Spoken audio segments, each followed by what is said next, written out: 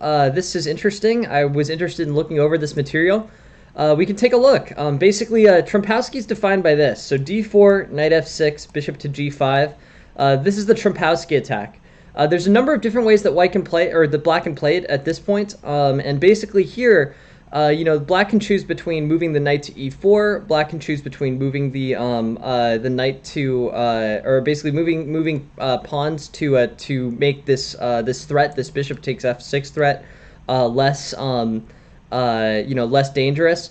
And yeah, I mean it's basically an interesting game. I mean it's a very aggressive game. I sort of wanted to take a look. I want to take a look. I was just looking. There's a famous Carlsen Caruana Trompowsky game. And let me just find it. From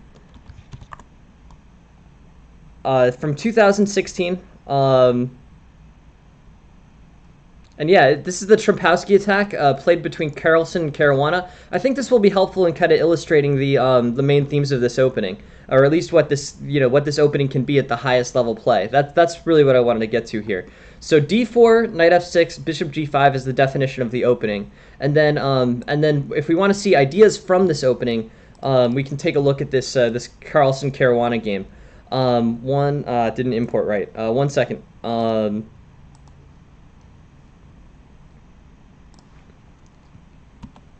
Here we go. But it actually was played in 2016. It was played in a World Championship match between Karjakin and Carlsen. And yeah, so basically, it's a question: is this a playable opening? Well, it was playable at a World Championship level, so I assume the answer to that is yes. Let's see what these guys do. I mean, this is interesting. I haven't seen this game before, but this is the world champion playing the Trompowsky opening. I think that's a pretty good way to start in terms of understanding this opening, in terms of understanding the concepts here. So d5 is played. Basically, Karyakin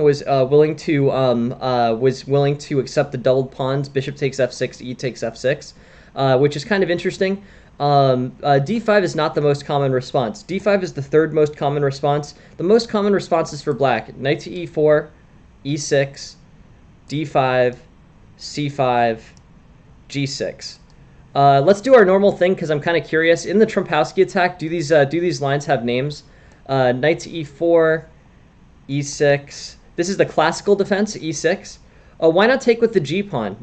Good question. Let's take a look. That seems like a reasonable thing to do. Let's take a look at the ultimate trade in this game. Is with g takes f6 in this Carlsen Karyakin game. So we'll see. We'll see basically the g takes pawn. This is what the GMs played in the World Championship match. So the only named version here, c6 or e6 is the classical defense. c5, g6. Okay, so the only named one is the classical defense. Interesting. I'm obsessed with these names, to be honest. I think the naming scheme on chess.com is really cool. But anyways, this d5. e3, c5, so challenging the center. Bishop takes f6, g takes f6. So this is what happened in this game. This is Carlsen Karyakin game, World Championship game from 2016. And basically here, this is mainline Trompowsky, g takes f6, and bishop's going to be able to play to h6 and have that as an attacking resource. Rook to g8 seems good. Bishop to h6 seems good, and threats on d takes c5 seems like a reasonable play. Queen to a5 could be played, forking the king and the pawn potentially. But yeah, basically this is this is how this opening works. G takes f6, e5 threats. Black gets the solid center. White gets to take the pawn on c5. And yeah, I mean, very, very high level stuff, very sound play, not an opening that you should be scared of, in terms of considering it to be inferior. So knight to c6, bishop to b5, e6, c4, pawn takes. This pawn structure is kind of unusual. Hey, welcome, Lauren. I don't know if you've seen this game before, but this is Carlsen Karyakin out of the Trompowsky opening. I thought this is pretty interesting. It shows the playability of the Trompowsky in a World Championship match. So, I thought this is pretty cool. Bishop takes c5, knight to f3, castles, knight to a5. Black's making an attempt to hold on to this pawn. That's kind of interesting. Yeah, interesting ideas. Let's look at the theory. So I guess that this is, basically they're into, the only theory for this is this game. So they're out of theory. Knight takes, queen takes d7, and basically this is left kind of an interesting position. So white's got a better pawn structure, two pawn islands versus three, right?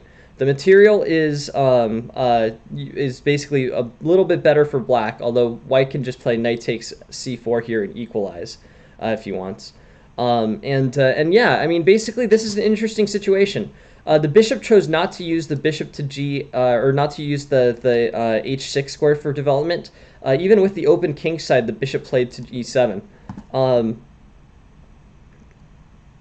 Interesting. Yeah, no, I'm surprised in this game. Black really made the effort to leave this pawn on the board and leave this a pawn ahead. But yeah, queen to a5 to pick up the pawn on c5. Yep, I mean that tactical opportunity seems valuable.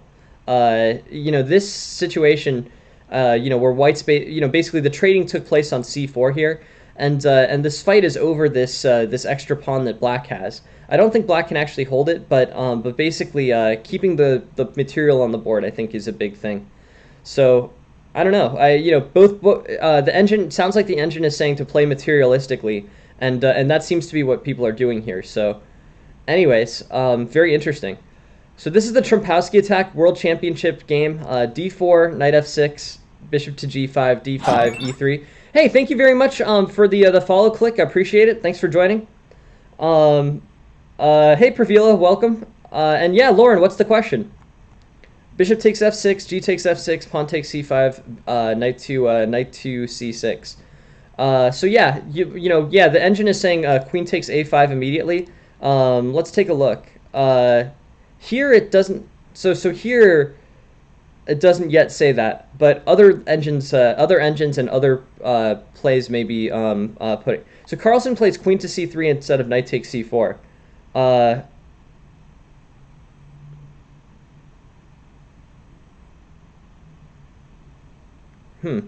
right, let's take a look. I don't know this game. I don't know this game, Lauren. But let's take a look.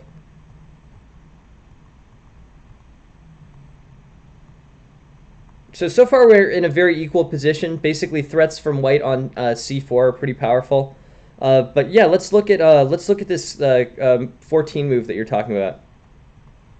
Yeah, so queen to c3 instead of knight takes c4. Yeah, we were just looking at this. I mean, that's not the first time that he's declined this trade, right? I mean, bishop takes c4 is playable now as well, right? So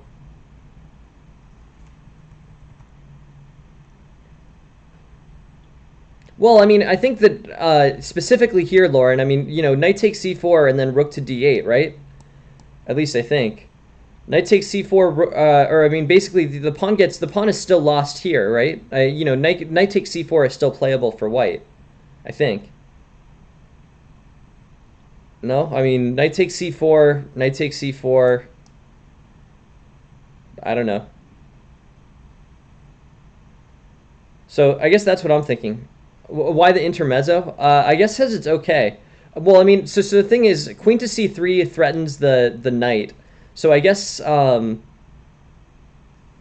yeah, good point. So you've clearly seen this game before, which is cool. I have not.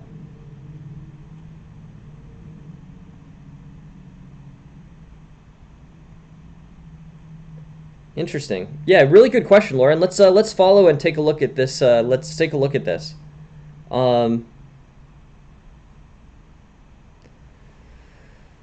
Yeah, so I guess yeah, that does increase the attack there.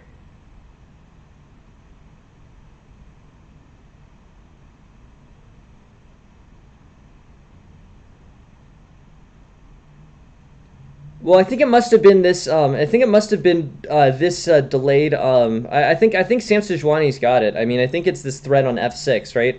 He wanted to introduce the threat. He can do this with tempo. So black basically needs to move the knight here, and it's basically adding a fork, right? It's adding this knight, queen takes a5 fork and queen takes f6 fork. I assume. I mean, there's no other. I don't see any other benefit of this queen being on this c3 square as opposed to this c2 square. So it must be with that in mind. So this queen takes a5 threat is there. This knight takes c4 threat is there. But yeah, I guess that's what I'm sort of, there's no other advantage of c3 versus c2. So I guess, yeah, I mean, it must be there to exert pressure on this diagonal, including this pawn. So yeah, I guess that's the idea.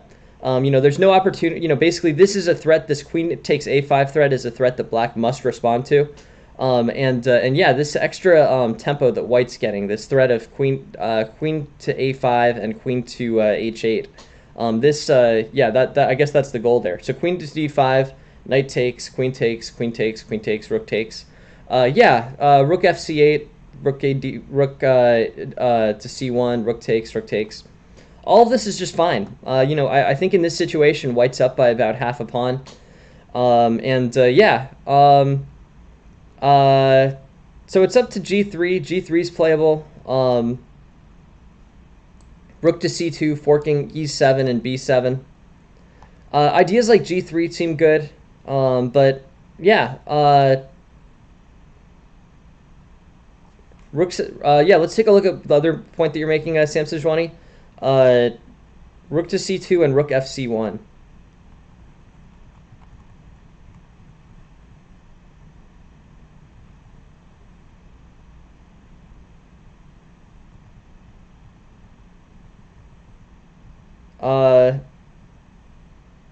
Rook back to first rank. Is that any good? Well, I don't know. Doesn't it? It looks like the engine is suggesting it. I don't particularly like that. So I guess what I would say is that I would keep the rook on a4 through h4 here. The threats of I mean, this knight's defending the d2 entrance square for the rook. Rook entering the 7th. So yeah, I guess I would say I would keep that there. I would go with king to g1. I don't know. White looks fine is the main point. f5, king e2, bishop to f6, b3. This is just an endgame where white has a better pawn structure and equal material. So interesting. I mean, I guess what I would say is that this sort of indicates the playability of this game. Let's just look. I think it's a draw. Again, I've never seen this game before. So yeah, it ends up being a draw. But the question is this playable at the highest level? And the answer is yes. Bishop takes f6, g takes f6, playable at GM level, super GM level. Pawn takes c4, bishop b5, e6. All of this seems reasonable. White's up by about half a pawn. Yeah. Knight f3, castles, knight to a5. So yeah, I guess basically all the pressure that white's be able to exert on c4, all this pressure that white's able to, basically this pawn is never really, fiercely defended by black. That's also interesting too. Black never really makes an effort to hold on to this pawn. He does play knight to a5, but he doesn't actually, that doesn't really effectively defend the pawn. It may just be a developing move for the knight. So yeah, this is really interesting. Rook to c1. After queen to c3, the knight's rook to c2. Okay, yeah, sure, let's take a look. Hey, welcome, King Cobra. Thanks for joining the stream. So queen to c2, bishop d7, bishop takes, queen takes. Here it's about equal. Queen to c3. Queen to c3 forks this knight and forks this pawn on f6. Queen d5, knight takes, queen takes, queen takes, rook takes. Okay, so white's up half a pawn after basically the pawn gets traded off. So what I'm saying, Sam Sejwani, is basically this open file. This is a big deal for white. This rook can play to c4. This rook can play to c1. And that doubling, basically that doubling question, can white double the pawns on c4 and c1? Can white do that? The answer is yes, right? I mean, basically this, doubling of the rooks on the c file, you're saying, Sam Sejwani, happened organically without there being a need to really trade. So yeah, that's what happened. Knight to d2, bishop takes, knight f3, castles, knight to a5, rook to c1, and I don't know if there's really a need to double the. So you're saying play rook to c2, rook to c1 here, right? So I guess what I would say about that is not this. Rook to c2, rook to c1. Knight takes c4 is the move here. The immediate knight takes c4. This is stronger for white, and yeah, that's a really good question, Sam Sejwani. Doubling the rooks, but I think you can just get that from trading everything off. This c4 file, rook to c1. I don't think there's any question that white has center control here. So I don't know doubling the rooks. Is also about the doubling. Yeah, let's see. So bishop d7, queen to c3, knight to d5, or queen to d5, knight takes. Yeah, I mean all of this though. I think this is just. I mean, I'm not sure. I'm not sure if there's any value in doubling the rooks there, since it's happening, or making moves to double the rooks there, since it's happening here anyways. Unless I think I'm misunderstanding the question, but the rook is getting doubled on the c file, and this is good for white. White has complete control of this file. Rook to d8, exploits the other open file. G3, rook to d7. Basically, white's going to have threats, threats like rook to c8. White's going to get to play king to g2. This knight has this valuable defensive square, defending the one square on this open file that black actually needs. And yeah, I guess I would say white's fine. Things like rook a4, things like rook g4, all of this is just fine for white. White's not able to capitalize here.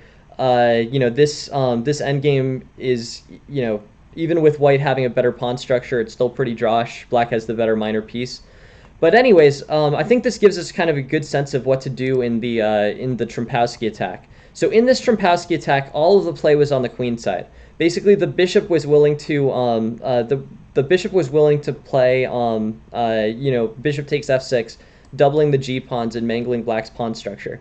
White was never able to exploit this, and all the play is on the queen side. Thematically, this is how the super GMs play it. We'll get to take a look. I guess we can take a look at a few other kind of master games from the Trompowsky just to look at for ideas. But this concept, yeah, I mean that's the question, King Cobra. Look, that's exactly the right question. So the answer is, yes, you definitely can attack on the queen side.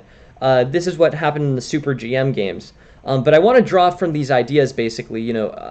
We've seen this Trompowsky at the highest level. It's basically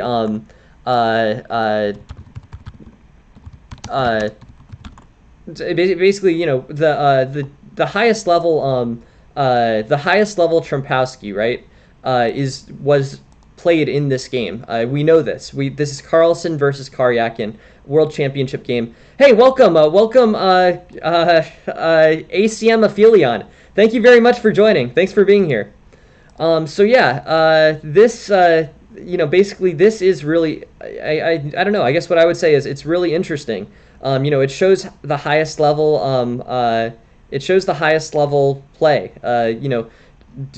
Is it always an attack on the queen side? I mean, literally the answer is no. But I think that we want to look at GM games to draw ideas and understand thematically kind of what's going on. Let me just pull this other one I've got. It's basically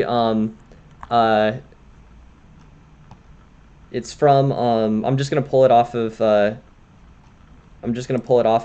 chess games, but.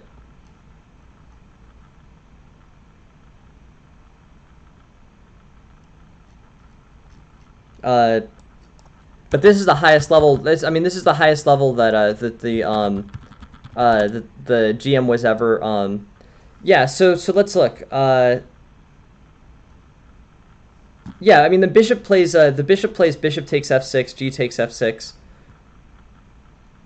I mean, it mangles black's pawn structure for the rest of the game. So.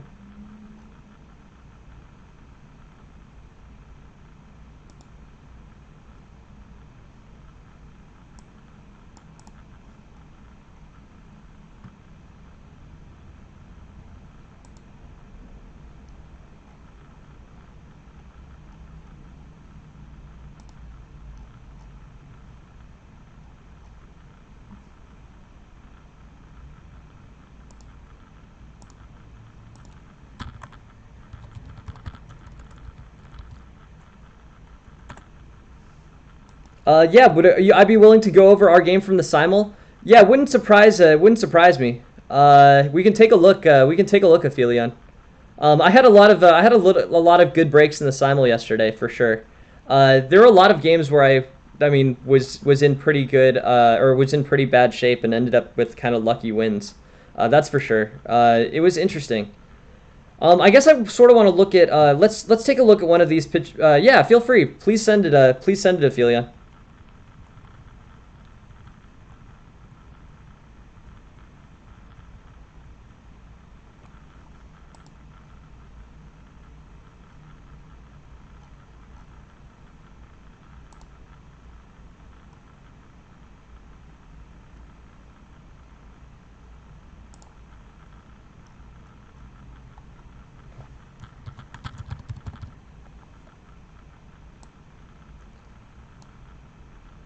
I wanted to look at a knight e4 Trompowsky too. That's that. I think knight to e4 Trompowsky is probably a good way to play it.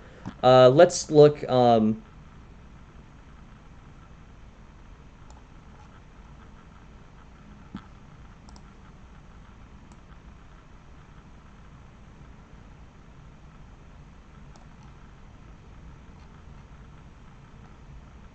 Here's a 2400 beating a 2000 out of the Trompowsky. I think this is kind of interesting. I was sort of looking at a small database and trying to figure out which game to pick exactly. Couldn't find exactly the one that I wanted, but yeah, here's a 2400 beating a 2000. So what are the themes that this 2400, right? So 2400 versus 2000, okay? So this is basically a valuable, I think this is going to be a valuable demonstration of how to play the Trompowsky, right? You know, how does an IM beat an A-level player using the Trompowsky? I think this should be a good demonstration of the themes here. So this is a knight to e4 Trompowsky, right? Knight to e4, h4. So h4, on knight to e4, there's a few different lines. There's bishop to f4, bishop to h4, h4. So let's learn these lines. Bishop to f4, bishop to h4. Bishop to h4 is called the edge variation, just so we know. Edge variation. Again, I'm doing this thing. I want to learn what all the openings are named. So bishop to h4 is the edge variation of the Trompowsky. So if nothing else, we get to learn the name of it. It's the edge variation is what happens after bishop to g5, knight to e4 in the Trompowsky. Okay, h4 is the raptor variation. This is interesting. Basically, h4 raptor variation. We learned two: bishop to h4 edge variation, h4 raptor variation. The raptor variation is what's played here. d5, knight to d4.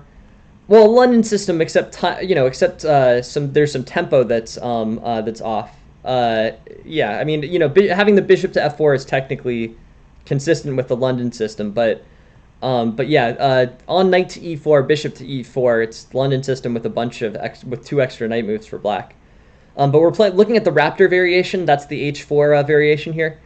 And yeah, I mean, what's going to happen here? So, you know, now this bishop takes f6 threat isn't getting played. So bishop takes f6, g takes f6.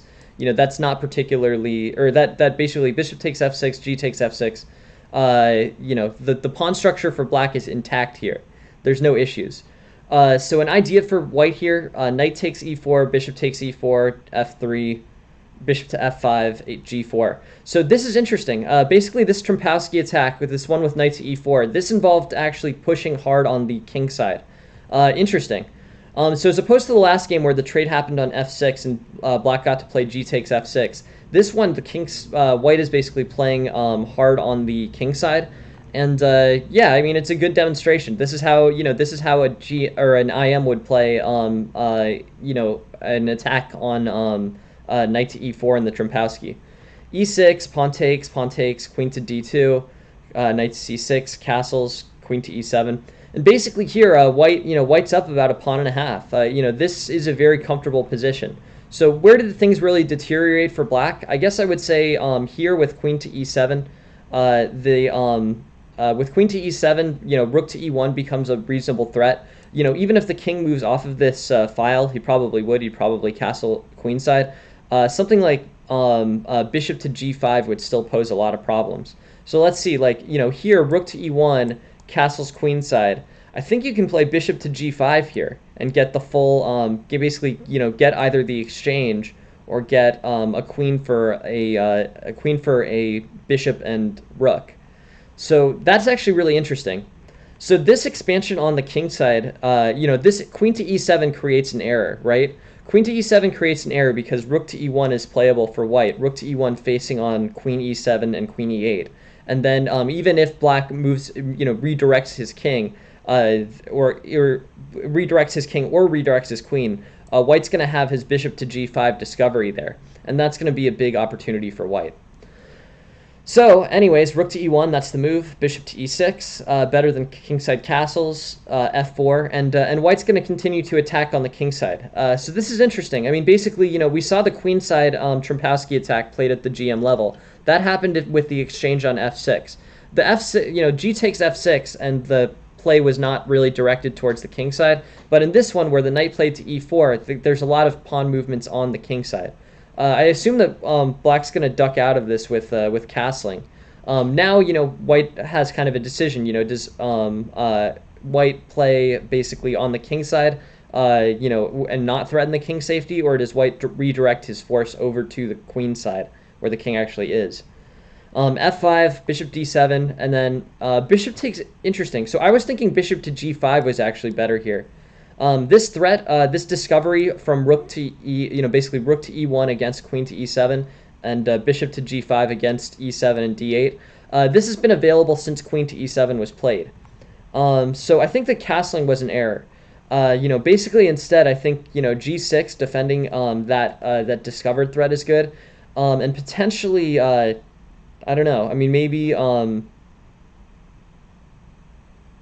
looking at like bishop to d7. The engine suggesting g6, but it's really complicated. A lot of problems came off of this queen, queen being moved to the open file. I don't really understand the benefit of this, to be completely honest. If we're looking at this game, kind of in retrospect, like I would figure bishop to e7 would be fine. I guess I understand wanting to move the queen out here, but maybe queen to f6. Black clearly wants to castle queenside, but he doesn't really know exactly how to do this correctly. So, I don't know. A lot of problems stem from queen to e7. I guess maybe instead the engine suggesting queen to f6. The other moves that are playable here, bishop to d6. But yeah, black really wants to castle queenside. This makes sense given that white's expanding on the king side. And yeah, overall, I think this is a pretty good indication. It's just kind of how an IM plays against this. Queen to e7, rook to e1, bishop to e6, f4, f5. Yeah, all of this is fine. Bishop to g5, probably better.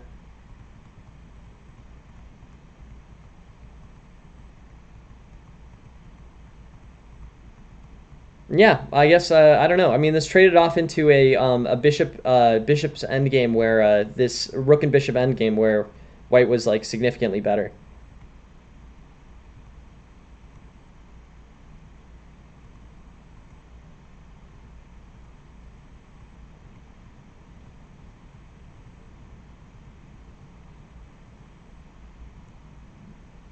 I don't know. I mean, so anyways, white won this kind of a quiet way. He got up two bishops and rook in a in an endgame. This was enough to win. Let's go through this again. I really want to understand the full theory here. This is the raptor variation. So we learned raptor variation, h4, edge variation, bishop to h4 is the edge variation, and let's learn a few more just since we can do this. Bishop e3 is not named, bishop to c1 is not named. So anyways, raptor variation and edge variation, they're your two primary choices. So here, trade on e4, that's what white did. So the first conceptual thing, knight takes e4, bishop takes e4, f3, and then expansion on the king side. And then pawn takes d5, queen to d2. And the position falls apart after queen to e7 because this rook can move to this open e-file. This was, this really created an issue. I think instead, queen to f6 would have gotten the queen out so that the black, basically black can play queenside castling here. But yeah, queen to f6, queen to e7 is an error, queen to f6 is better. Rook to e1 became too powerful. f4, castles queenside, f5, and now there's going to be a whole bunch of ugly threats with you know, with what the white bishop moving. I guess white bishop to g5 is probably the best. But you have the discovery rook to e1 facing queen to e7, bishop on e3 facing h6, and white is just better. You know, that was a full pawn won by white. I'm not sure if that's as good as the exchange that white would have gotten if he played bishop to g5, but okay, bishop takes h6. Hey, welcome, Forky. Thanks for joining the stream. Bishop to g5, f6, bishop to e3, queen to h4. And basically here, white's up, you know, like 1.3, 1.4 pawns. The queen's on a4.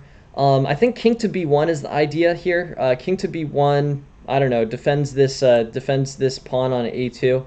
Yeah, I guess, I don't know. I mean, you know, this is interesting. Hey, thank you very much for the follow, Wandsworth. Appreciate it. Thanks for joining. King to b1, you know, this sort of holds everything together in this, you know, in this line. But the damage is sort of done. I mean, white's up a full pawn here, is going to get another full pawn, and is going to start having attacking chances on the king side. I think the main plan for white to do here is knight to f3, developing quickly, and holding this a2 and c2 pawns for you know, to continue this position. Either c3 or a3 is probably playable for white. Bishop d6, knight to e2, rook to d8. But yeah, white's sort of working on his underdeveloped king side. Here the development situation's equalized. And then black also loses this queen to a5, another good move where, you know, the best move would be needed. So knight takes d5, queen takes, knight takes, bishop takes. Now white's up 2 full pawns and is going to walk in a winning endgame. So we've seen 2 different things happen. So we saw bishop takes f6. We saw the bishop takes f6 line, right? And in that case, there was a lot of play on the queen side. And then now we can take a look at the other line, or this game, which was expansion on the king side. The king ducks from the expansion on the king side by castling queen side. And let's take a look at one more. I think between the 3 games, the 3 high-level games that we've got, we can probably get a pretty good sense of you know, kind of what the themes are. Just master level games, you know, can be very helpful. Here's a 2560 beating a 2300 out of the Trumpowski. I think again, you know, the question is, how does a 2500 player, you know, win these games? You know, we can see, right? I mean, you know, that's the question. Bishop g5, knight e4, bishop to f4. So this is the one that Samson Jawani was talking about, King Cobra was talking about. Now we actually get to see, as opposed to this edge variation, which was bishop to h4, or the raptor variation, which was h4. Basically, we get to see bishop to f4. So this is what a 2560 plays. This gives us an indication bishop to f4 is playable at 2560 level. d5, main lines here for black are c5, threatening the center, d5, supporting the knight, d6 is much quieter, but it blocks off this diagonal. And those are basically the main lines for black here. So here, d5 defends the knight. White needs to decide what to do. e3, g6, bishop to d3. And here, you know, the knight hasn't traded off. In this one, as opposed to the last one, the knight doesn't trade off. You know, basically there was the idea with knight to d2, knight takes e4. You know, that was, I guess I would say that was better. But bishop to d3, bishop g7, bishop takes, pawn takes. This, you know, knight to c3 I'm not necessarily sold on. Knight to c3 blocks c4, which seems like a pretty natural resource for white.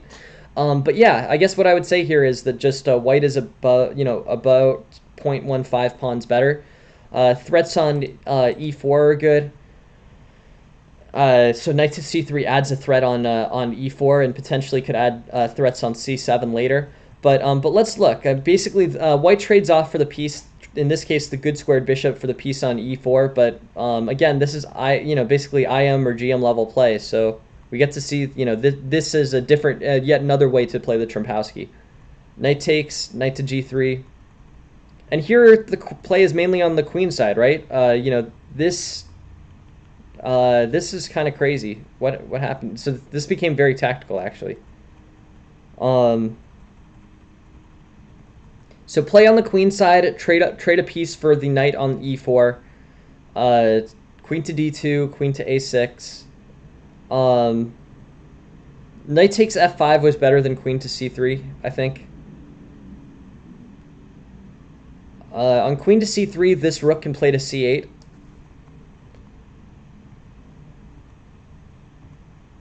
but king to d7 was the error, uh, which is interesting. So king to d7 is way worse than king to d8 here.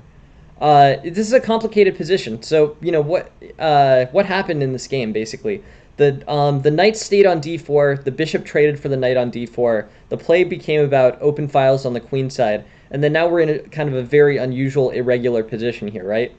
So that's interesting. In my that seems interesting to me. So this king goes to d8, or sorry, d7. d8 was better, and we'll have to play through the lines to see why. But it's going to be a very unbalanced position either way.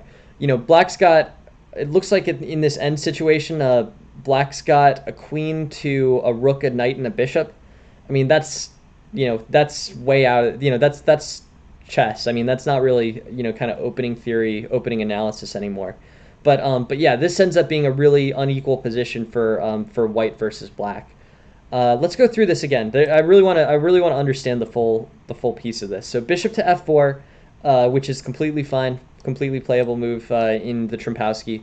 And then white bothers to trade his light squared better bishop for that knight on e4. Bishop takes e4, pawn takes e4, knight to c3. And then basically here, white's ending up with 0.25 pawns up or something. Knight to e2, pawn takes, knight to c6. White's up by about 0.15, 0.2 pawns. Pretty good, I guess. I would think this is just pretty good for white. d5, knight to e5, knight takes.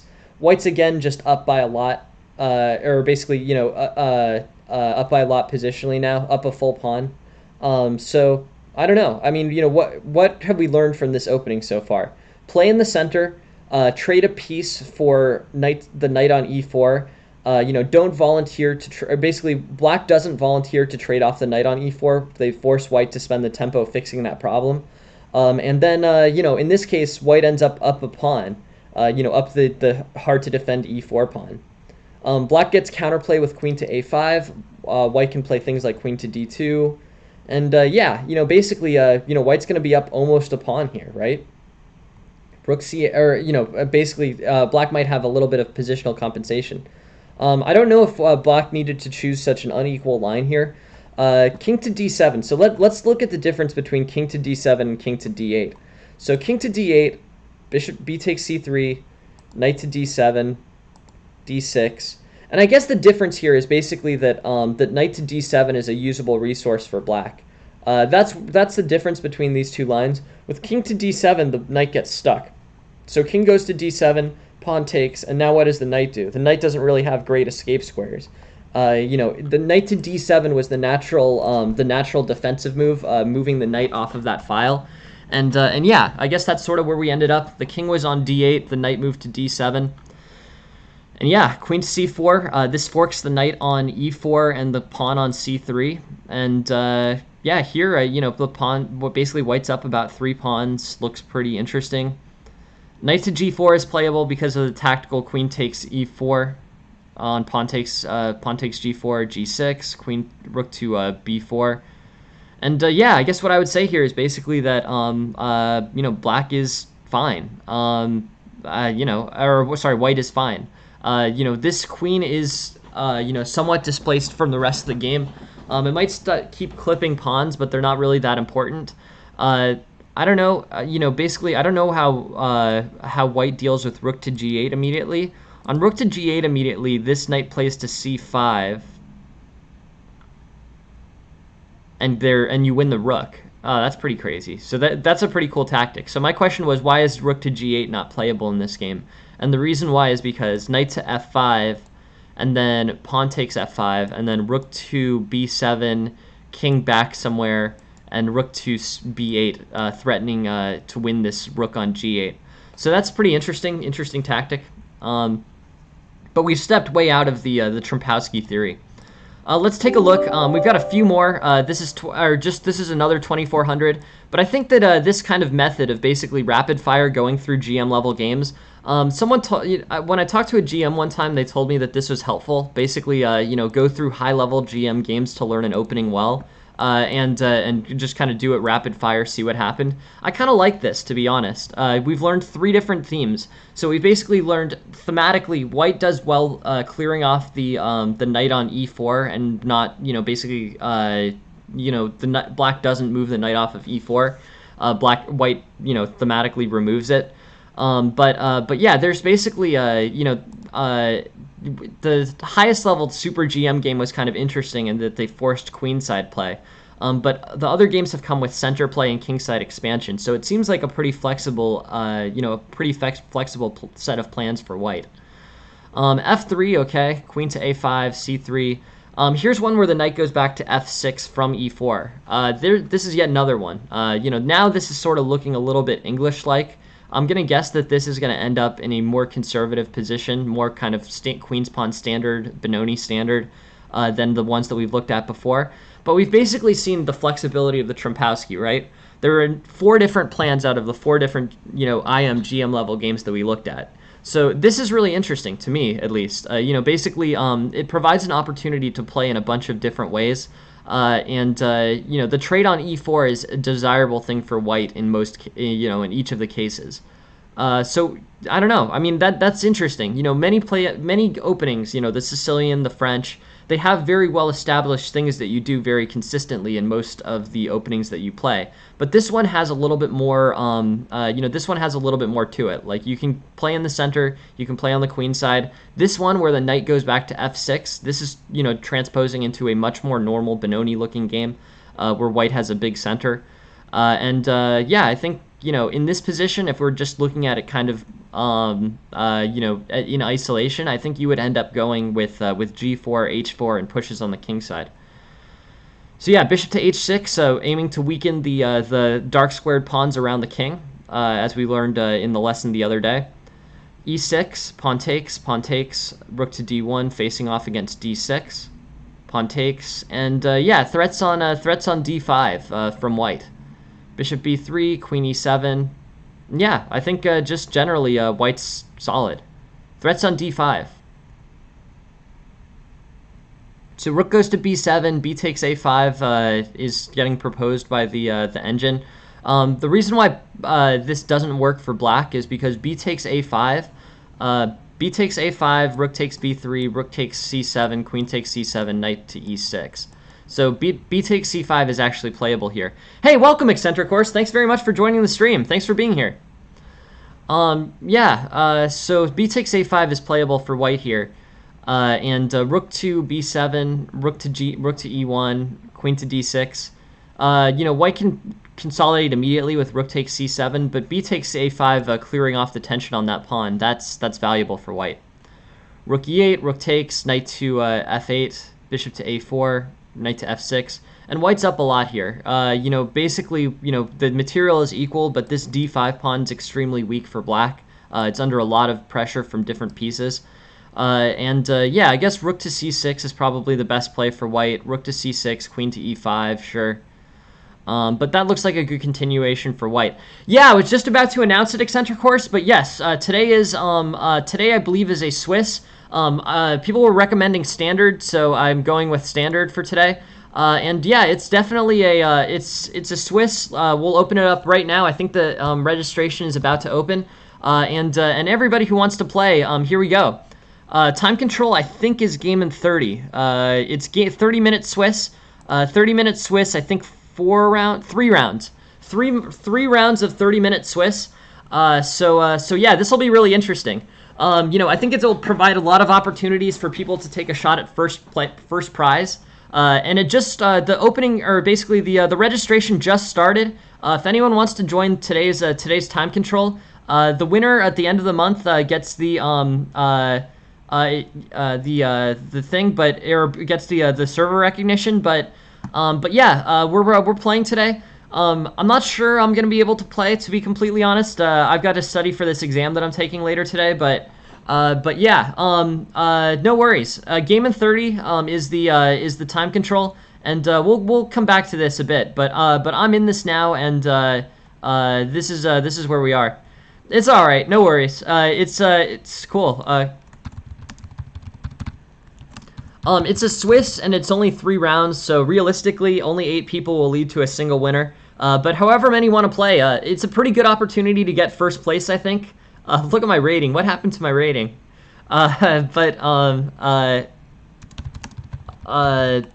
Yeah, my rating went down several hundred points from yesterday, but okay. That's actually pretty funny. I like that. Anyways, that 0-50 really that 0-50 simul really destroyed my rating.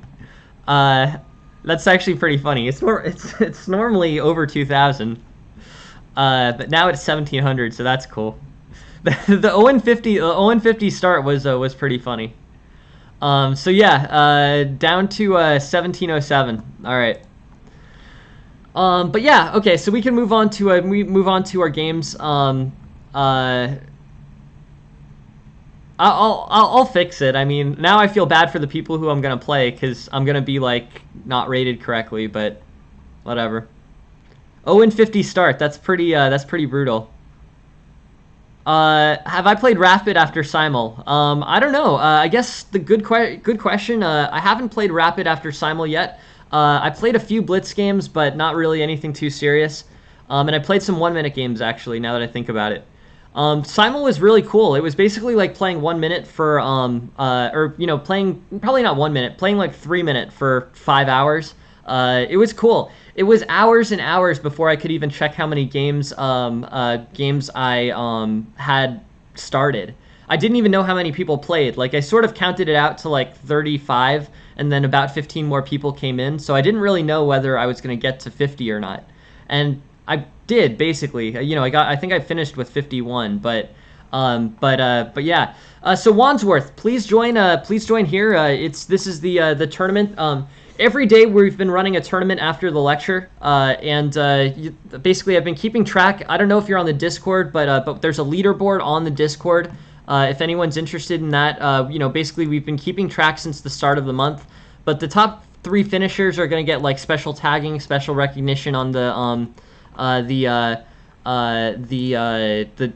Discord for the next month. So definitely, you know, definitely stay on top of the leaderboard. Aphelion made made a big catch up on the leaderboard yesterday. Raymond had been way ahead, but I don't think he played yesterday, so everyone got to catch up on him. And now there's like, yeah, there's like a big tie for third, and yeah, Raymond's in first, Aphelion's in second. But if you want to play, you get place, or you get points just for participating, and then you get way more points for winning. So anyways, that tournament series is continuing today with the lecture after the stream. Feel free to join. All right. Now let's take a look at the games. All right. The games for today. Okay, Sam Sejuani, number 1. Sam Sejuani, I think we're at the time you sent a lot of games. I appreciate you being here and sending all the games. Yeah, you send a lot of games. You get to look at a lot of games. So here you go. You're playing against the Caro-Kann here, Sam Sejuani. So let's figure this out. E4, C6, D4, D5, knight to C3, knight takes, pawn, knight takes. Okay, so this is the mainline Caro-Kann. If anyone wants to see the mainline Caro-Kann, this is the this mainline Caro-Kann, bishop to f5, knight to g3, bishop to g6, h4, knight to f6. Okay, so knight to f6 is a deviation from theory. You played correctly. What normally happens here is black plays h6. I actually don't know what happens if white plays knight to f6. You can play h5, you know, first. So here's the knight to f6 is not correct. You need the escape square. So what happens with h5, bishop to e4? This is actually really awkward and kind of interesting. Knight takes e4, knight takes e4, knight to f3. This is a really weird line, to be honest.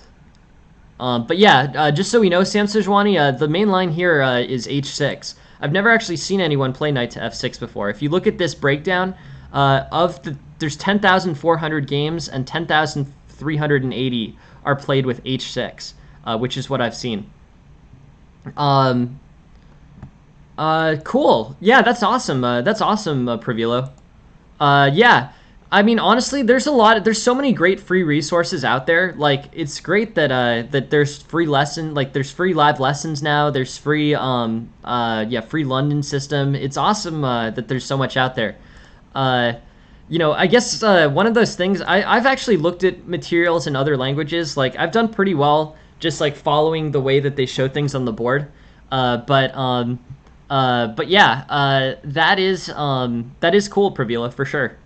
Anyways, I appreciate you being here. I know that English isn't your first language, so it's awesome it's awesome that you're here, and I'm glad that you're on the stream for sure. But yeah, Sam Sejuani, knight to f6. Oh, that's pretty cool. Online or in person, Pravila? h6, h5, bishop to h7, bishop to d3.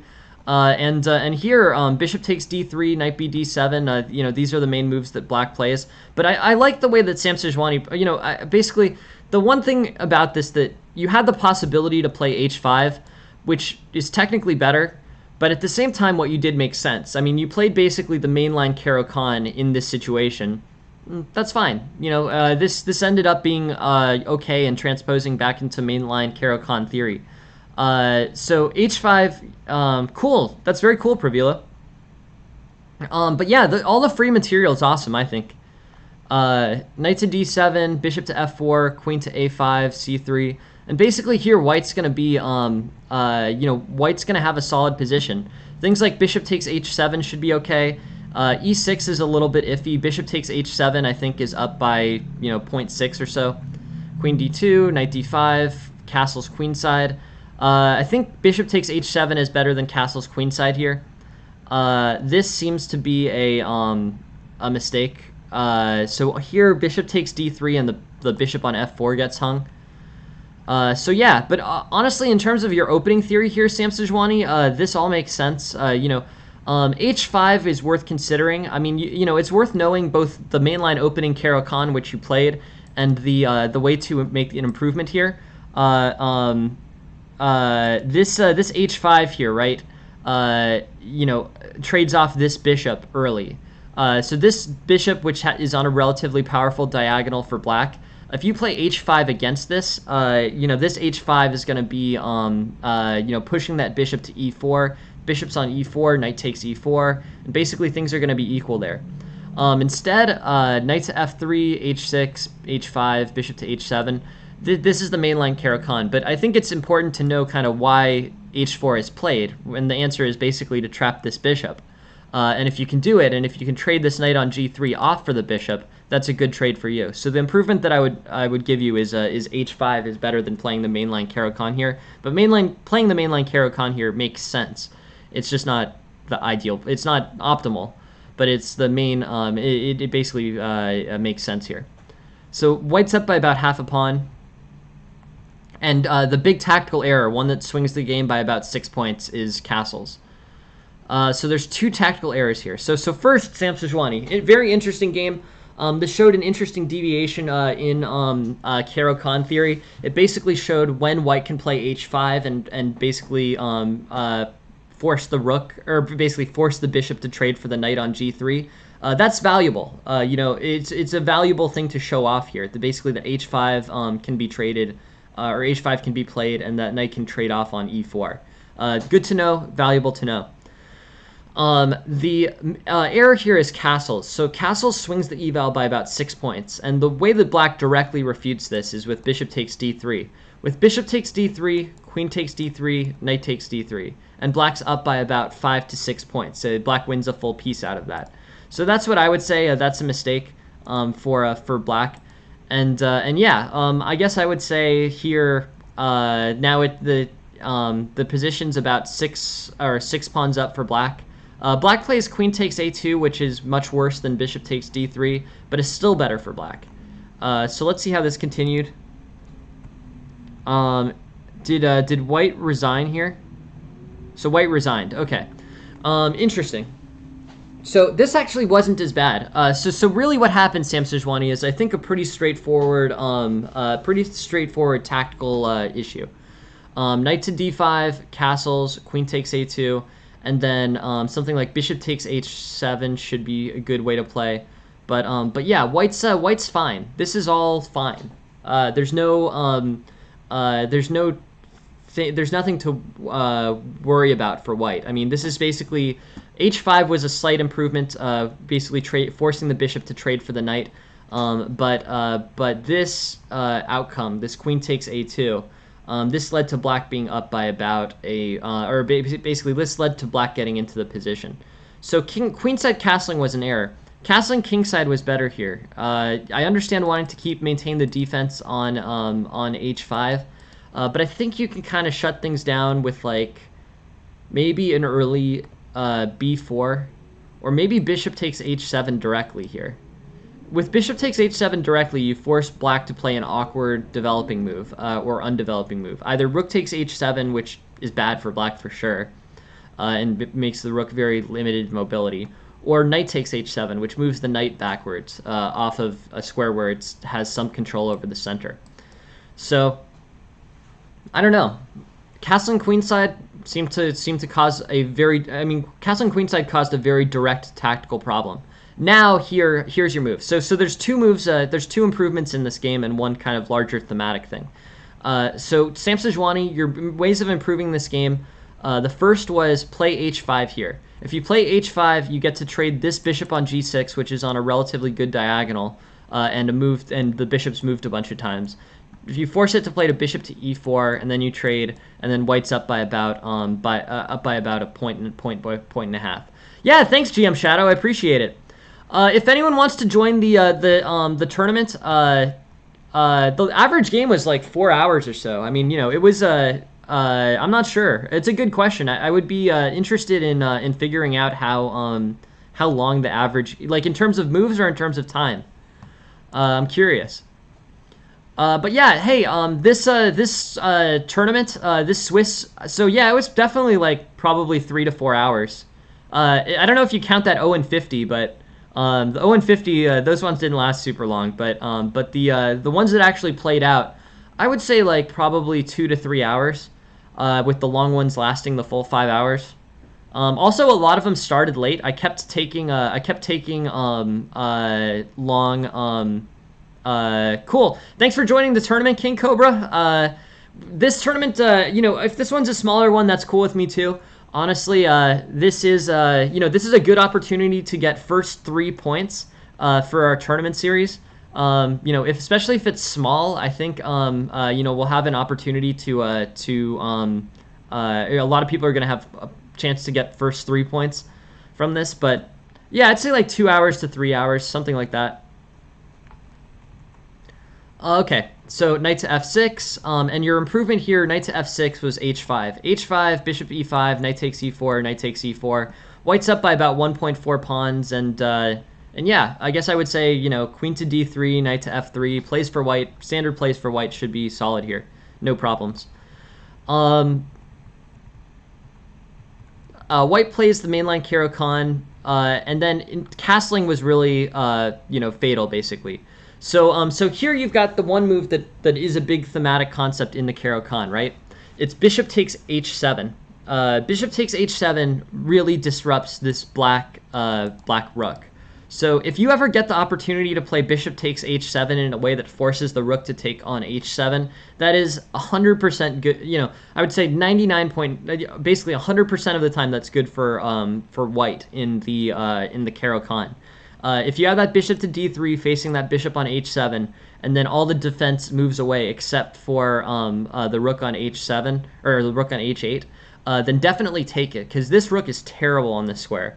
In order to get any mobility at all, the rook's going to either have to go back or black's going to have to play like g6 and then open up, and then the rook's on the 7th, which is just really junky. So I think that basically this this opportunity for black, this is a big deal. So castles queenside, queen takes a2. Overall here, this is, that was the difference. So 2 opportunities for white to improve in this game. First, h5 here, get the bishop off and trade the knight for the bishop, and then you're up by a minor piece, and this knight's not in a great situation. So that's the first improvement.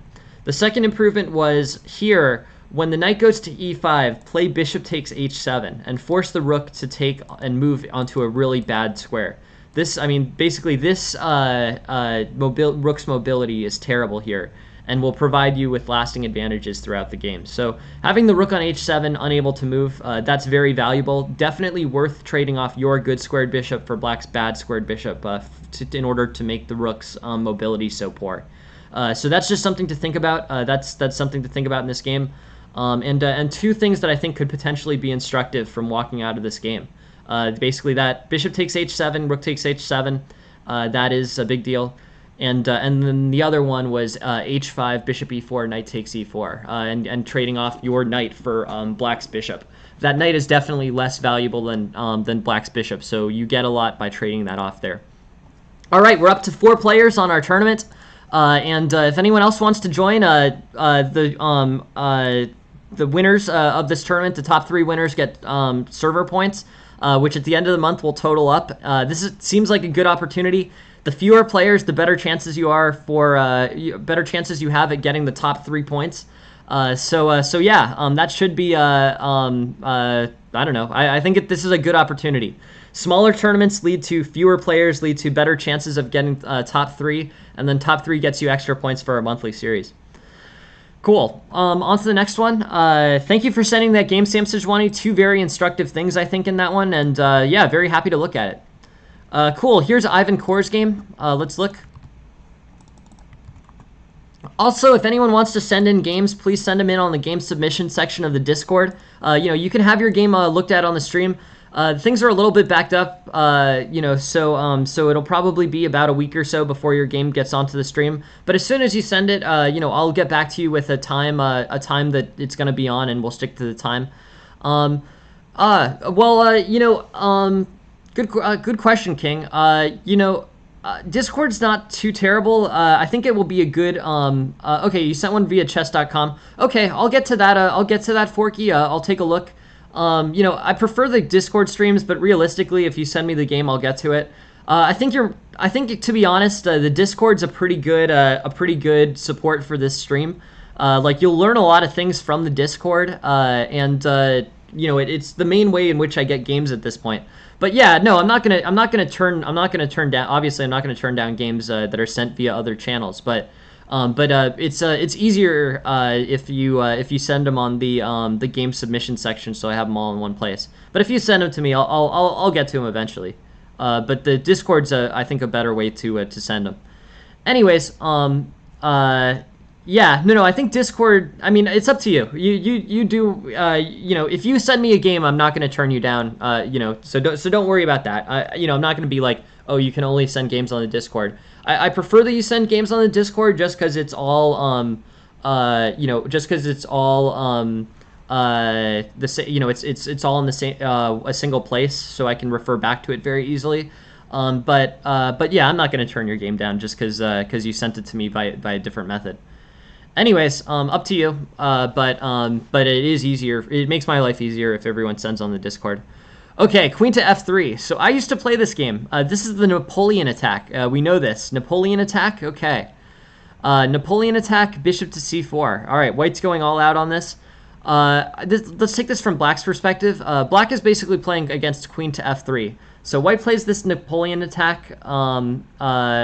Yeah, this threat, queen to f3, how is black going to play against this? Knight to c6, knight to f6, queen to f6, g6, d6. Okay, so number of choices for black here. I assume none of them are named. It's just the Napoleon attack, the Napoleon fighting, aggressively, I guess. So knight to c6. When your opponent plays a move like this, okay? So when your opponent plays a move like this, this is an important kind of conceptual thing to understand.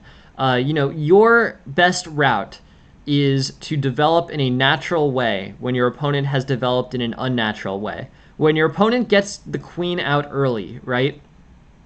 When your opponent plays queen to f3, you play moves that correspond to that. So you play things like knight to c6, knight to f6, bishop to c5, and develop in a normal way when your opponent has developed in an abnormal way.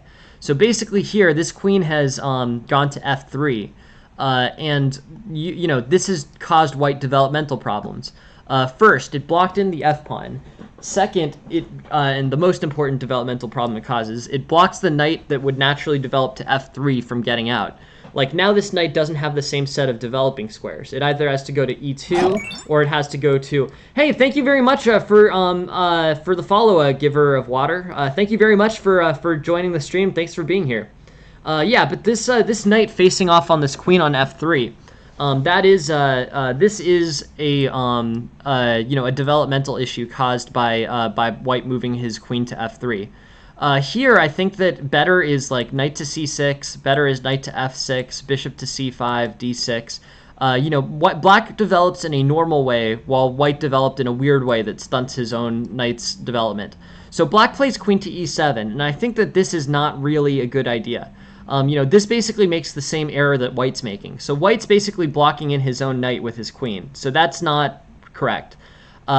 Black is doing a similar thing. This basically blocks in the bishop, and it also, the knight naturally develops to f6, but it also limits the number of options that the knight can develop to. So I think instead what black should do is play one of the two main lines, like knight to c6, healthy development, knight to f6, healthy development, but basically be focused on developing your pieces. That's what you really want to do here. You don't want to match the queen. The queen has played an awkward move here, so you don't want to match the queen and play queen to f6 or queen to e7. You want to play straightforward developing moves, and then at some point, if you continue to make those, white's not going to be able to match you, because white has basically made it so that his own development structure is not correct. This knight can't go to f3 at any point. So if you play knight to f6, you've basically played a move that white's not going to be able to play without fixing things, right?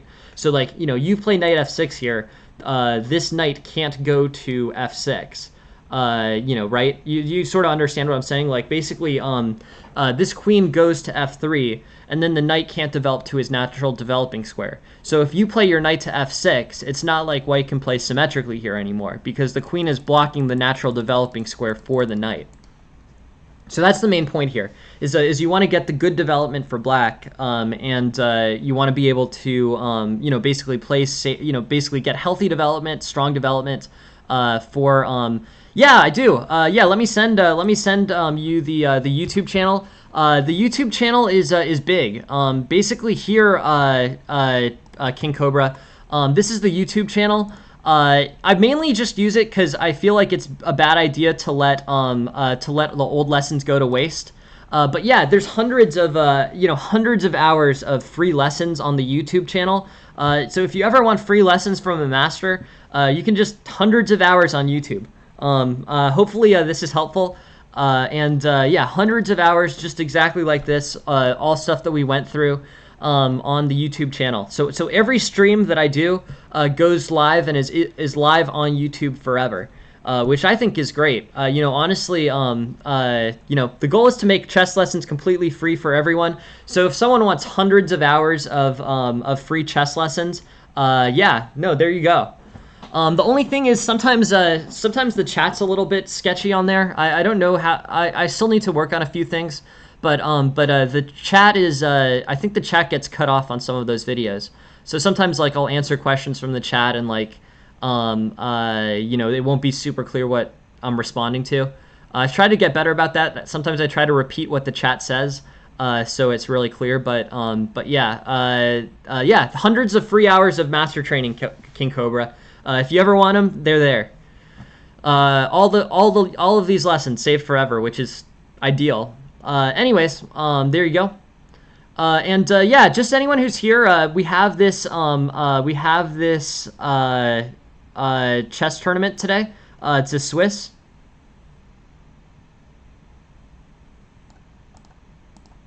So far we've got, it looks like 5 people.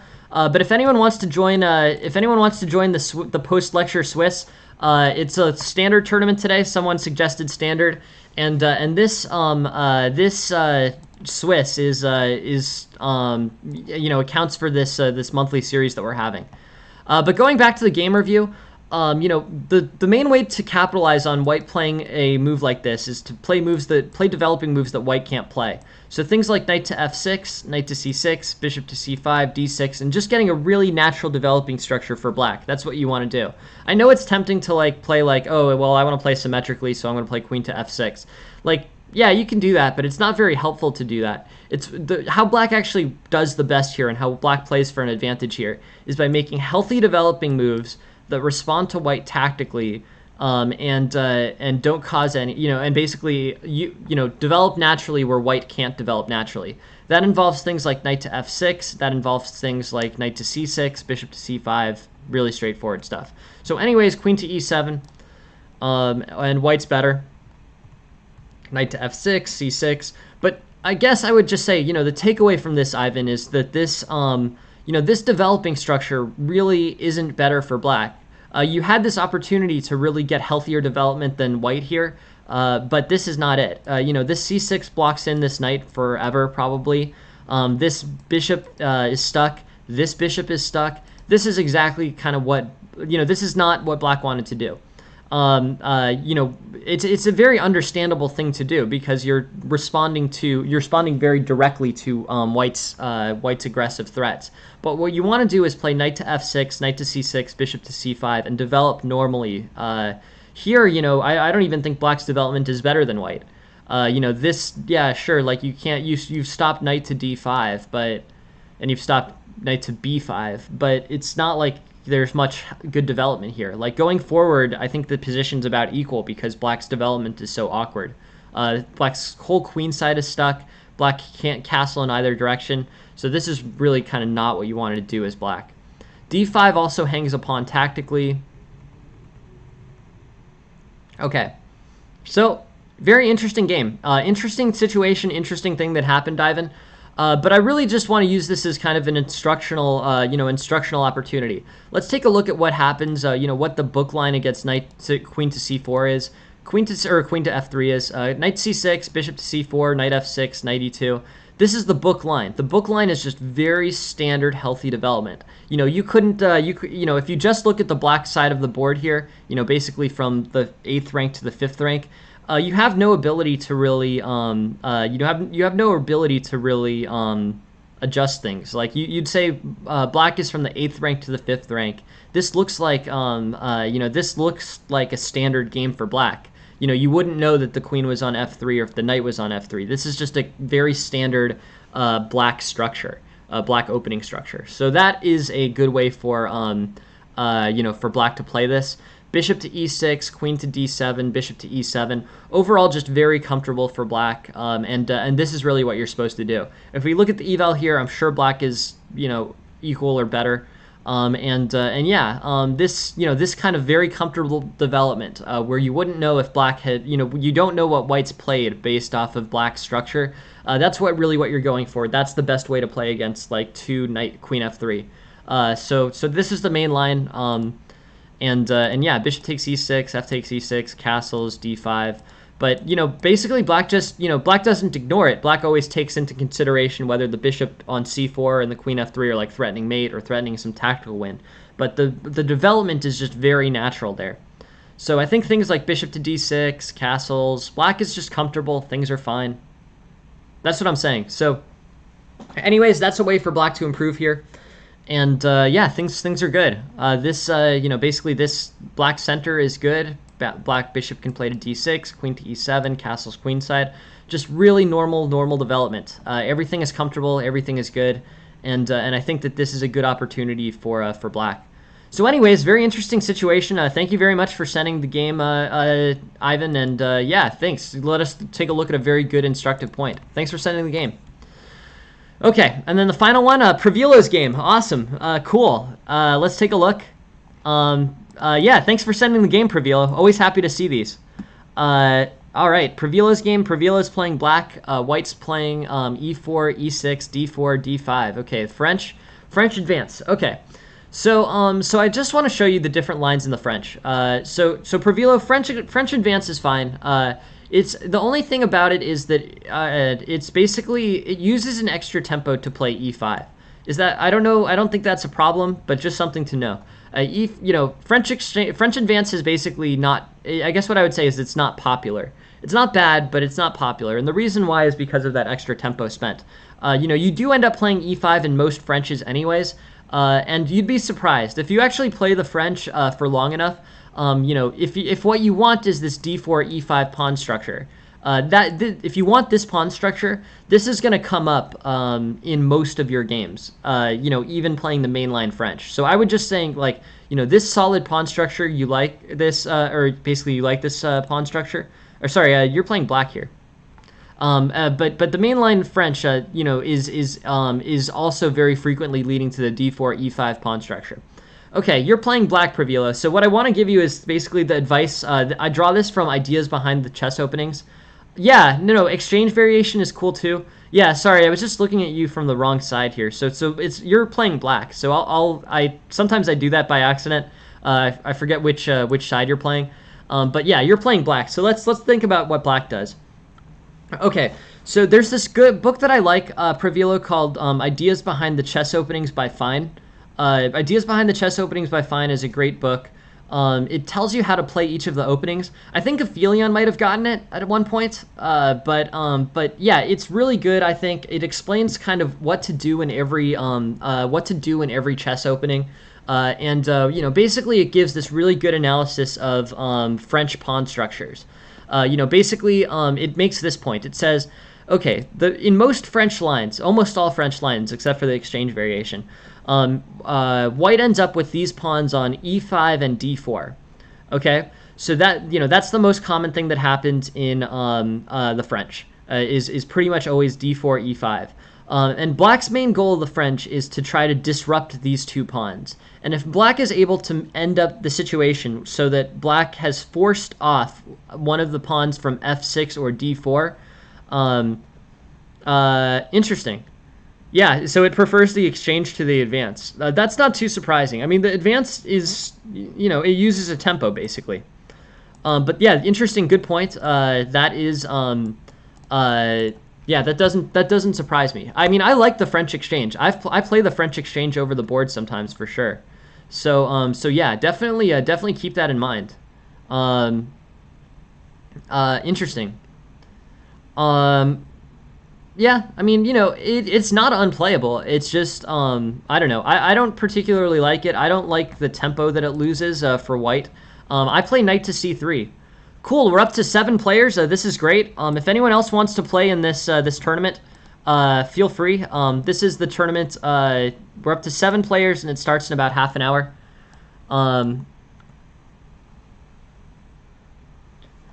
Yeah, so getting that immediate d4 e5 does involve less space. But what I would say is that this one, yeah, I think it is rated. People have made suggestions, but yeah, here's the tournament giver of water.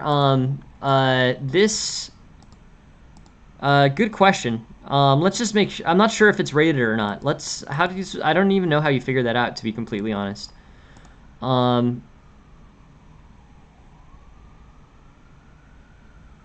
Either way, I mean, it's for the tournament points. Basically the monthly tournament series. So if you want to keep up, this is a pretty good opportunity to get this is a pretty good opportunity to get top 3 tournament points in a single series.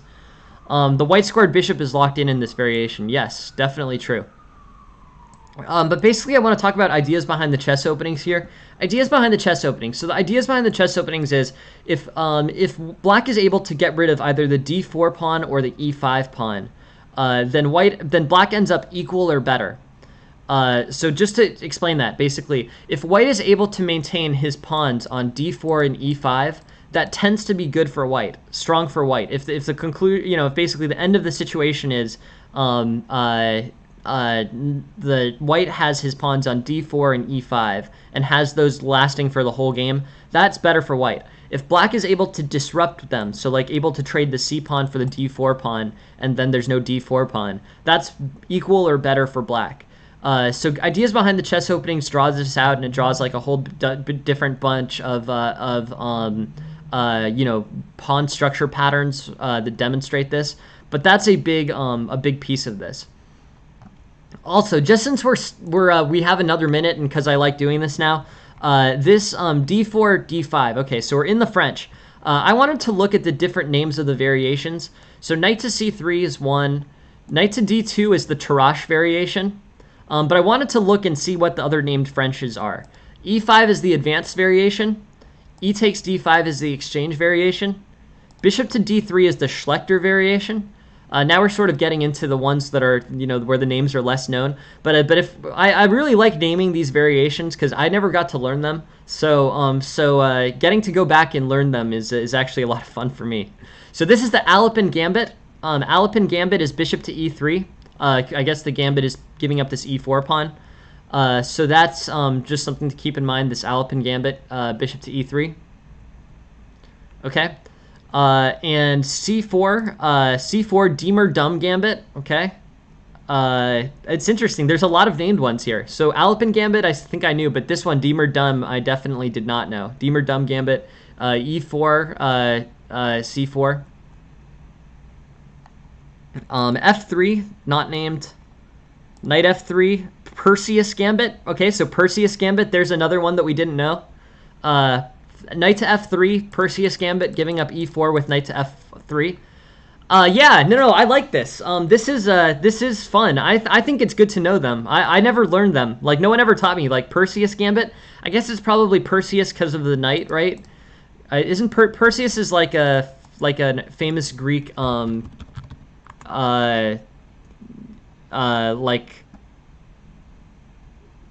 I guess maybe I thought it was somehow related to yeah, I guess it's a Greek mythology character. But knight to f3 is the Perseus Gambit. Knight to e2, it's not named. Bishop to b5, not named. a3, not named. Queen to e2. But look what we just learned here, right? Basically there were two that I definitely didn't know. So just to refresh the three weird ones, bishop to e3 is the Alapin Gambit. c4 is the Diemer Dumb Gambit. Okay, and then knight to f3 is the Perseus Gambit. I didn't know any of those. I'm a master. I never learned any of those three, but now I know them, so that's cool. And you guys get to learn these opening names way earlier than I did in your kind of your progression in chess. Yeah, Perseus was Greek mythology of some kind. Yeah, but son of Zeus. Interesting. Cool. Also, I just want to throw out there, we basically have we have 7 players in our Swiss. If anyone else wants to join, it starts in about 20 minutes. 7 players so far. So far, everyone has a pretty good chance of getting those top 3 points for the monthly series. If anyone's interested. But yeah, knight to f3, pawn takes c5, pawn takes c4. Yeah. Cool. So those are all interesting. Okay, but the French advance is what was played. I think c5 is probably the right move for black here. In terms of eval, c5 is the most common response to the French advance. This works to undermine the center as quickly as possible. White, I think, is supposed to play c3. So c3 here, things are about equal. c3, pawn takes d4, c takes d4, knight to e7. Okay, white's up by about half a pawn, or basically a little bit better. But yeah, c3, pawn takes d4, pawn takes d4, knight to e7. Things are about equal. Knight to f3, knight to f5, knight to c3, knight to c6. And basically here, white's up by about 3/10 of a pawn, and has pretty good, or basically, I think that the error here. So knight to e7. I don't know why the eval is bouncing like that. It's giving best moves, but decreasing. Yeah, of course. Yeah, thanks for asking, Giver of Water. Please send me games on that. All of these games are from people here. This is a Pravilos game. But yeah, send a game to the game submission section of that Discord, Giver of Water, and send the send the game to that the game submission section of that Discord. We're a little bit backed up, so it will probably take a week or so. But yeah, send the game over, Giver of Water, and it'll be on the stream as soon as possible. But yeah, definitely send me games on the Discord, and I'll get to them. They'll be on the stream for sure. It'll take a bit, but they'll be on the stream.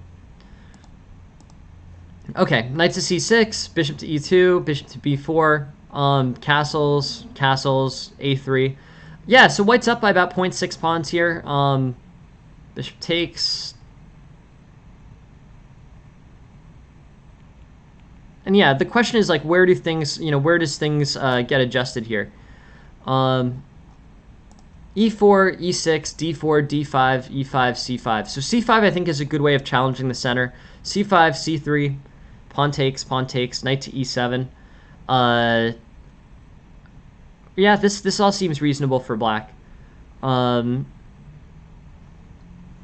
Bishop to b5 is not as good as queen to b6. So what the engine wants you to do is continue to put pressure on the d4 pawn. So queen to b6 here and pressure on d4 from both the knight on c6 and the knight on f5. They're both pressuring the d4 pawn. And yeah, queen to b6 is I think a more aggressive way. You're attacking here, so queen to b6 better than bishop to b4. In terms of the opening theory, queen to b6 is by far the main line. So actually, Pravillo, this actually I think falls into that category, right? So what we were talking about, the game submission section, Giver. You got it. Yeah, there you go. There you go. But yeah, I'll send back. I'll confirm when that game when your games will be on the stream. But it should be pretty soon. But yeah, thanks, Giver of Water. Thanks for that. Sending that over. So queen to b6 puts pressure on d4, and I think that queen to b6 is better. So you've played the opening correct to this point, Pravillo. But here's the thing: like look at the popularity of the opening lines here. Queen to b6 is a pretty clearly defined main line, and actually, it's more than half a point better. So remember when we were talking about, we were basically people asked, how do we decide what opening lines to keep in the opening theory and what lines to take out of the opening theory. Like, you have the sets of openings that you play, right? You always know kind of what openings you're playing. So how do you know, which openings to keep in your series and which openings to take out of your series of openings?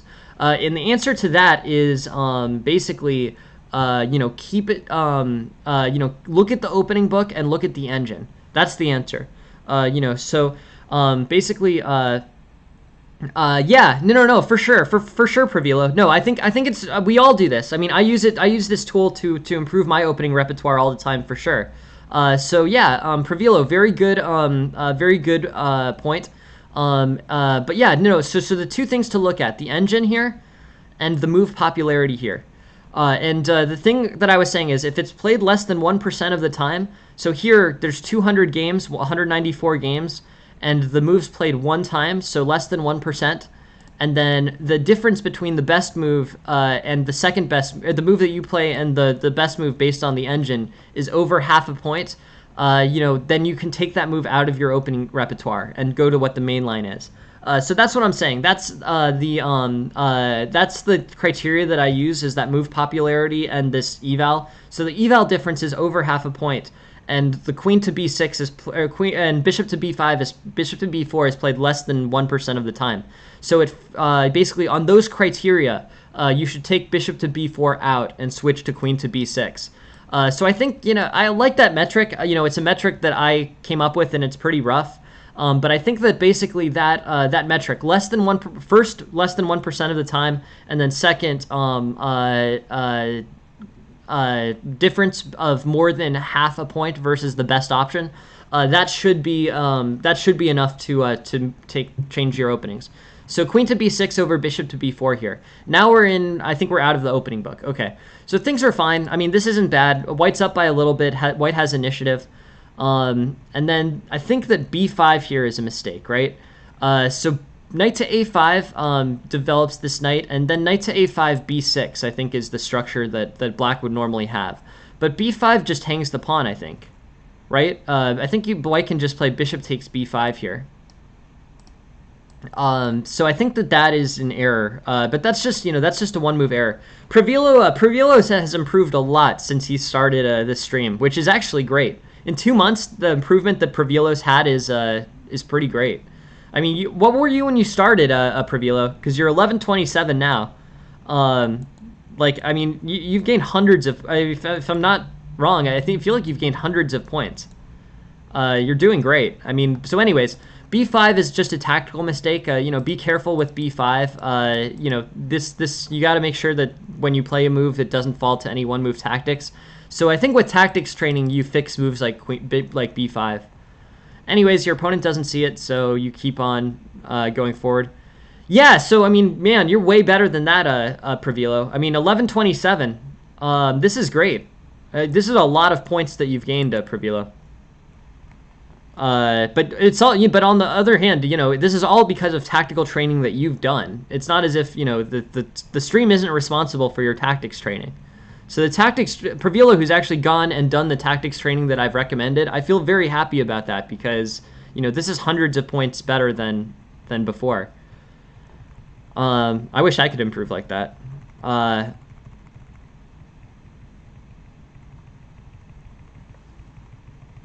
So yeah, this ends up in a rook and pawn endgame. Okay, so a lot of rook and pawns at the end. Okay, got it. But e4, e6, d4, d5, c5. Yeah, so King Cobra, I don't know, since I don't know if you've been on the stream before, but one of the things and one of the reasons why I talk about one of the recommendations that I'm always giving and that I think is pretty important is just that tactics are really, really important.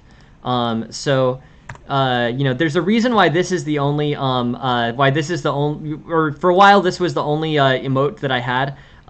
Jen was the one who made all of these for me, but here are the tactics emote. My recommendation here, good draw, Pravilo. I think you're really headed in the right direction. You drew someone who's 400 points higher than you. I mean, that's a good draw. But for King Cobra, the recommendation that I always give everyone is to basically look at a lot of tactics. Basically, try to make it so that your pattern recognition gets better and better, King Cobra. So what I'm thinking is basically go to it doesn't really matter what tool it is to me. I think you can go to Puzzle Battle, Puzzle Rush. These are the big ones on chess.com. Lichess also has some. Lichess has Puzzle Storm, Puzzle Racer. Basically has a lot of also tactics trainer. Chess Tempo has free tactics trainers, and there's a program that I used called CT-ART. But basically just study tactics for 1 to 2 hours a day for like a month or two, King Cobra. I think you'll really see a lot of improvement. I'm very happy. I feel like Pravilo's improved a lot. But yeah, 1 to 2 hours a day of tactics training, King Cobra, and I think it'll really help your game. Basically at the level that you're at, you can probably get to 2,000 with almost entirely tactics study. You just have to get better and better and better, and basically spend lots of time on it. And it's not anything that anyone can teach you. It's just something that you have to do on your own. But basically, tactics trainers, online tactics trainers like Puzzle Battle, Puzzle Rush, Lichess, Puzzle Racer, all of those. If you do those for an hour or two a day, King Cobra, I think your game will really improve. Like, it'll be really good for your game. So yeah, that's what I'm saying, King Cobra. I think that'll really help. So thanks very much for the question, King Cobra. It's always it's always really helpful. But I think that's the fastest way for you to improve. Puzzle Rush, Puzzle Battle for an hour or two a day for like a month. And you definitely will see the difference. Okay, back to Pravilo's game. Okay. Pawn takes, knight d7, knight f3, and basically white's up by, I don't know, 0.3 pawns. So queen to b6, better than bishop to b4, I think. But overall here, this all looks okay. b5 hangs the pawn, so bishop takes b5. You need to be careful about this. But that's something that black definitely needs to be careful about. Bishop takes, queen takes, pawn takes, and here, yeah, I mean, white's up, but black does a really good job consolidating.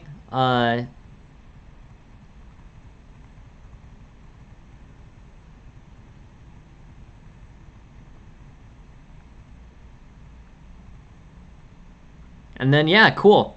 Awesome. So great job. Great tactics, great tactics, Pravilo. This was great. Your opponent made a big mistake here. Your opponent played rook to h7, and then after your tactical study, you should be able to see rook to f4 much more easily. So anyways, this is great. This is a great win. Basically saved, it saved half a draw. You drew someone 400 points better than you out of a situation in which, you were, you had, it was difficult. You were down material. But you saw this move, and this move was very important, Pravila, for sure. So yeah, I think that these are the types of moves, just the straightforward like rook to f4 point, that if you see this 100% of the time, it will really help you. Like, rook to f4 and king to, basically forking king to h4 and rook to or bishop to d4. These are the one move tactics that if you do enough tactical practice, you see automatically. And I think that that's going to be, that's kind of the best way forward, is just to really make sure that you always see these types of tactics, that you really always see these types of opportunities when they come up. And that's, that's what I'm saying. I think that this, this is your path forward for black. Thanks very much for for joining, King Cobra. Thanks very much for being here. But this rook to f4, forking the king on h4 and the rook bishop on d4, this is good for black. Yeah, thanks King Cobra. Thanks very much for being here. But that tactical training, that's going to help you the most, I think. So thanks for being here. Thanks for the thing for participating, and yeah. And Pravilo, excellent draw, a great way of finding the tactic that you needed. I mean, this was a situation where, your opponent missed a big tactical play and you saw it. So this was, a great demonstration of why tactics training is necessary. And here you've basically drawn a game where you might have lost otherwise. So, you saved half a point, and instead of, having a loss versus someone 300 points better than you, you got a draw, and this helps your rating and stuff. So, overall, you do this enough times, you end up in a situation where you have enough good plays here, and you'll see all those one-move tactics. You'll really be in a great place. This will be good. And yeah, rook to f4, threatening the king on h4 and the bishop on d4, and you've saved a draw. So great work, Pravilo. Great game. I would look at, in terms of looking front to back on this game, basically I would change in this opening queen to b6, which threatens this, so queen to b6, which threatens this d4 pawn instead of bishop to b4. This knight's not really doing anything right now, so queen to b6 instead, which threatens the d4 pawn, is the opening move. And then here you have to watch out for the defense of b5. But the main thing here, the most decisive thing in this game here. Hey, good morning, Aiden. Thanks for joining. But yeah, so anyways, here, this basically this game was decided by that tactical opportunity. I don't know if anyone wants to play. If anyone wants to play, this is a great opportunity to play in the tournament series for this month. The top 3 players in this tournament will get extra points for our tournament monthly series. I feel like the games are a little bit slow. It's a game in 30, so I'm not sure I'm going to be able to play in it, but yeah, feel free to play in this tournament. Thank you very much, Pravila. Thanks for being here. Thanks for playing and sending the game, Pravila. I hope that was helpful. Please keep sending games, everybody. Always feel free to send games if you'd like free game reviews, free free lessons. Just send your games on the Discord, and we should be able to we should be able to get to them reasonably quick. It's game in 30. Game in 30, 30 minutes aside. And we have 8 players so far. It starts in 5 minutes. You guys can also join late. I mean, there's no reason why you guys can't join late. I think this is a good opportunity for people to place top 3 in the tournament series. You get extra points for that, the monthly tournament series. The Discord is here, Richard. And yeah, that's the tournament. The Discord, Richard, is here. But yeah, I'm probably just gonna wait until this starts. But yeah, I'll play maybe one or two puzzle rushes just for fun, or puzzle battles just for fun. But yeah, the tournament series starts in about 5 minutes. So I would definitely recommend getting in on that. All right, cool, awesome. So we've got this puzzle battle, and then I'll open up this on this tab. Yeah, so 30 minutes aside. Okay.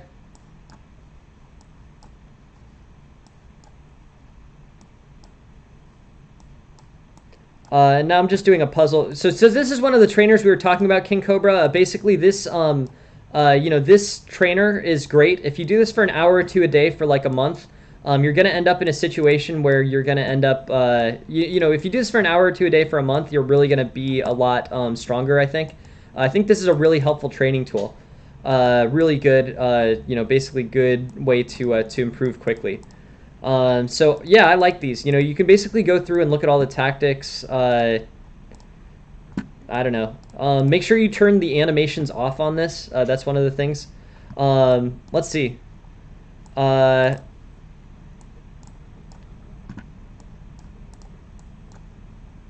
But yeah, overall these are good. I mean, these are really these are really fun tactics. They're a great way to improve. Yeah,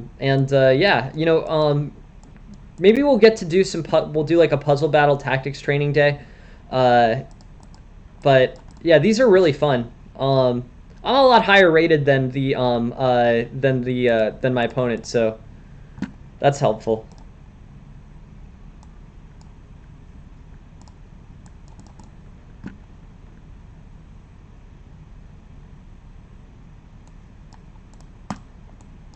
That one was kind of cool because you got that skewer.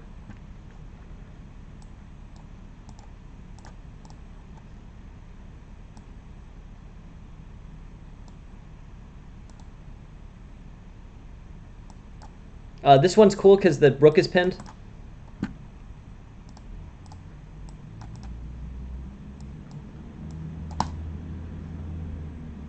Yeah, the mouse does bounce a lot. I don't know how to make it bounce less. I don't know. It might just be like laggy. Like it's going quick to the point where the stream it doesn't have enough frames per second. Maybe I should change. I could turn up frames per second, but then I'd have some processing. Then I might run into processing problems. But yeah, I think it's about frames per second is why it's bouncing so much. I'm pretty sure.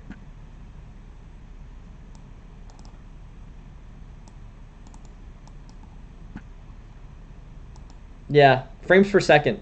It's got to be. Funny.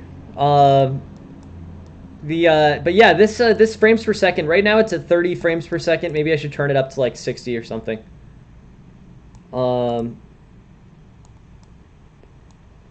Yeah, well, that's what I was wondering. I mean, honestly, I don't have a gaming laptop or anything, or a gaming a good gaming opportunity. So, all right, cool. Anyone who wants to play, you guys look like you're kind of on. This is ready to go. I'm gonna close the stream as soon as the tournament starts, just because you guys are all playing. But yeah, the top 3 from this tournament get prizes or basically get a extra points for the tournament series. And the people who end up with the top scores in the tournament series at the end of the month get get basically server recognition on the Discord. So yeah, this is gonna start in a minute. Yes, Richard, please send it on the game submission section of the Discord. It's the game submission section under the Twitch lessons. But if you send over a game, it's Richard. Yeah, please send it. Please send it on the Discord, and we'll get to it as soon as we can. So yeah, interesting. Yeah, thanks. Everybody's here. Looks like about 11 people. Yeah, looks like we've got 30 seconds or so till this starts.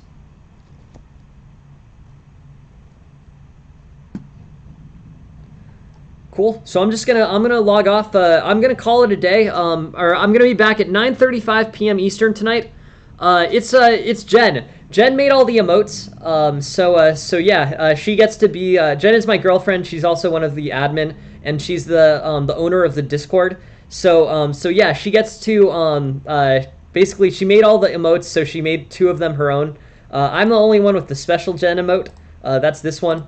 But Jen is my girlfriend. She's usually here, but I think today she's still sleeping. So, anyways, good luck, everyone. Thanks for joining. I'm gonna wrap the stream, but good luck in the tournament. Thanks all very much for being here, and thanks for the thanks for participating.